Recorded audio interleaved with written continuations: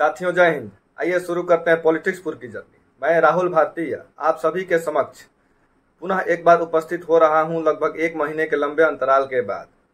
1 महीने से मैं वीडियो नहीं बना पाया था। इसका कारण था मेरा तबीयत का खराब होना और अन्य भी कुछ वजहें थी। साथियों, आरएसएस प्रमुख मोहन भागवत जी ने बवाल खड़ा कर रखा है। इन दिनों मोहन भागवत जी का बयान सुर्खियों में रह रहा है। अभी कुछ दिन पहले वे जाति व्यवस्था पर बोले थे और अभी फिलहाल 1-2 दिन पहले मोहन भागवत जी ने हिंदू धर्म के धर्म ग्रंथों पर सवाल उठाए हैं। मोहन भागवत जी ने हिंदू धर्म ग्रंथों पर क्या बोला है, आइए इसे लाइन बाय लाइन पढ़कर समझ लेते हैं और इसके बाद हम इसका विश्लेषण करेंगे और हिंदू धर्म ग्रंथों के बारे में उन्होंने सही कहा है या गलत कहा है, इस पर चर्चा करेंगे। मोहन भागवत जी ने कहा है, हमारे यहाँ पहले ग्रंथ नहीं थे, मौखिक परंपरा से चलता आ रहा था, बाद में ग्रंथ इधर उधर हो गए और कुछ स्वार्थी लोगों ने धर्म ग्रंथ में कुछ कुछ घुसाया जो गलत है। उन ग्रंथों परंपराओं के ज्ञान की फिर एक बार समीक्षा जरूरी है। अब हम देखते हैं कि उन्होंने धर्म ग्रंथों में कहा है कि कुछ कुछ घुसाया गया है जिसमें हमें संशोधन करना जरूरी है, उसकी समीक्षा करना जरूरी है। क्या हिंदू धर्म ग्रंथों की समीक्षा हो सकती है? क्या हिंदू धर्म ग्रंथों को परिवर्तित किया जा सकता है? क्या हिंदू धर्म ग्रंथों को संशोधन किया जा सकता है? बाबा साहेब अम्बेडकर हिंदू धर्म ग्रंथों पर कहते हैं कि हिंदू धर्म ग्रंथों को पवित्रता से जोड़कर उसे अपरिवर्तनीय और असंशोधनीय बना दिया गया है।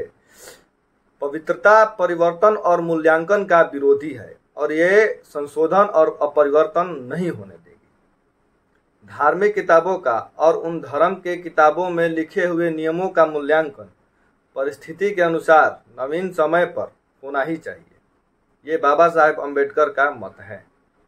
अब आते हैं कि हिंदू धर्म ग्रंथों में किस संशोधन की बात हो रही है, किस समीक्षा की बात हो रही है, आखिर क्या गलत है, क्या जोड़ा गया है जिसकी समीक्षा होनी चाहिए, जिसकी समीक्षा मोहन भागवत जी करना चाहते हैं।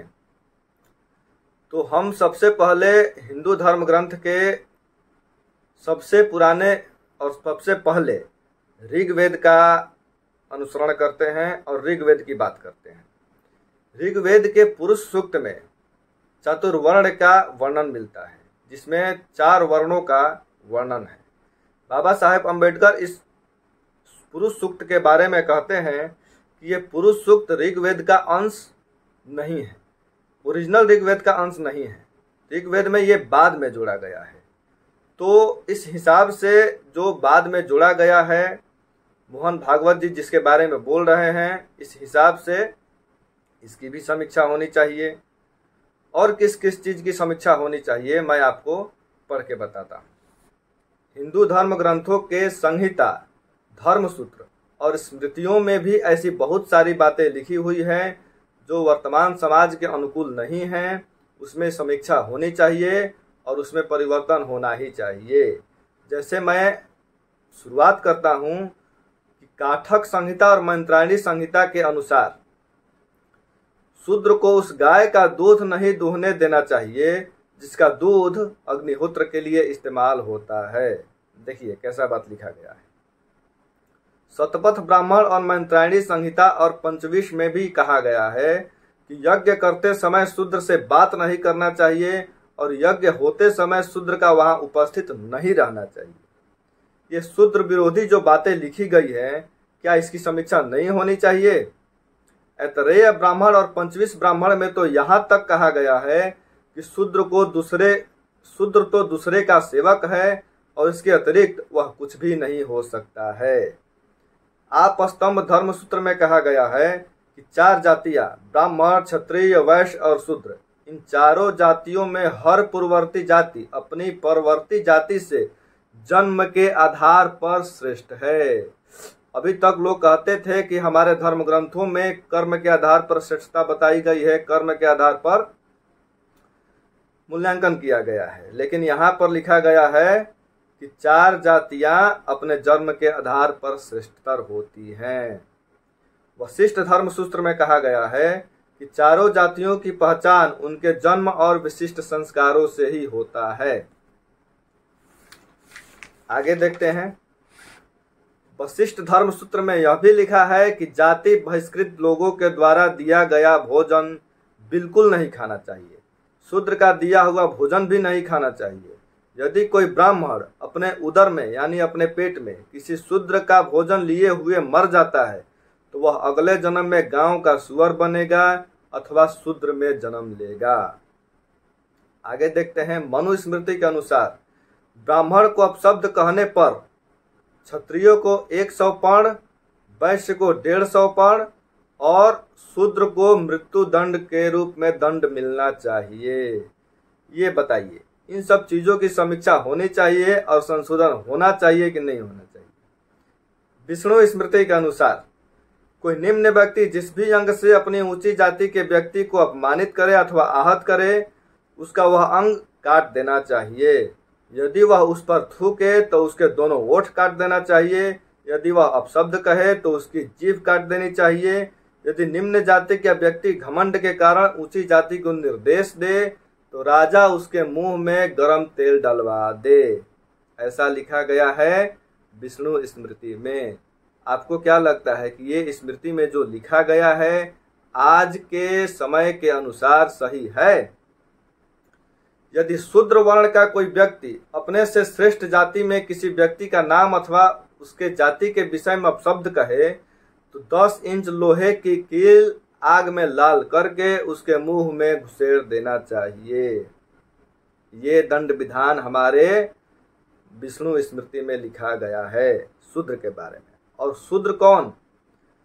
कुछ लोग कहते हैं कि कर्म का स्थान पर कर्म के अनुसार शूद्र बनाया गया है।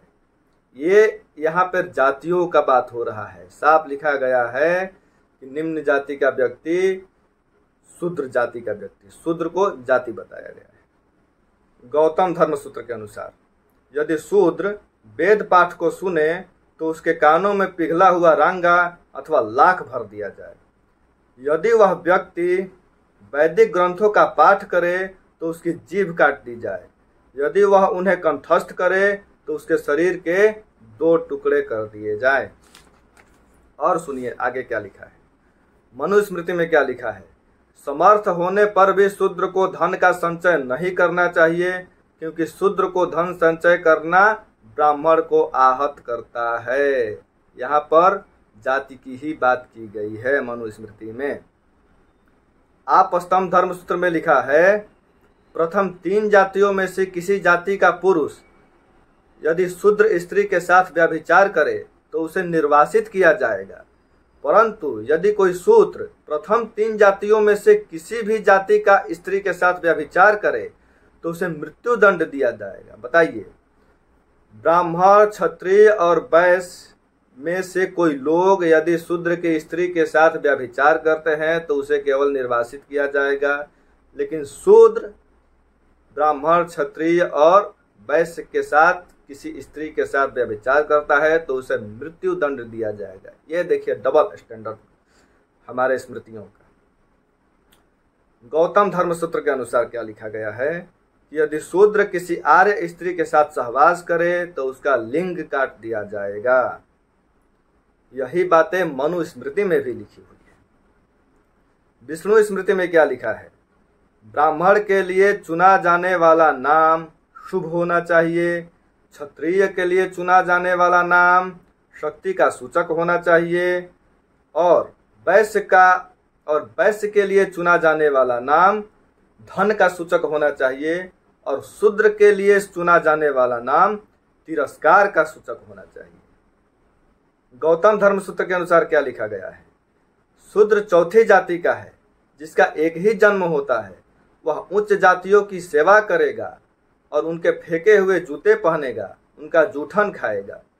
शूद्र यदि बैठने, लेटने अथवा बातचीत में उच्च जातियों की बराबरी कर लेता है तो वह मृत्यु का भागी बनेगा। ये देखिए गौतम धर्म सूत्र के अनुसार लिखा है। अब देखिए मनुस्मृति में क्या लिखा गया है। यदि शूद्र किसी ऊंची जातियों को कठोर वचन कहे तो उसकी जीभ काट दी जाए, क्योंकि वह निम्नतम है। यदि शूद्र ऊंची जातियों का नाम और जाति का उल्लेख अपमान ढंग से करे तो उसके मुख में 10 अंगुल लंबी लोहे की गर्म छड़ घुसेड़ दी जाए।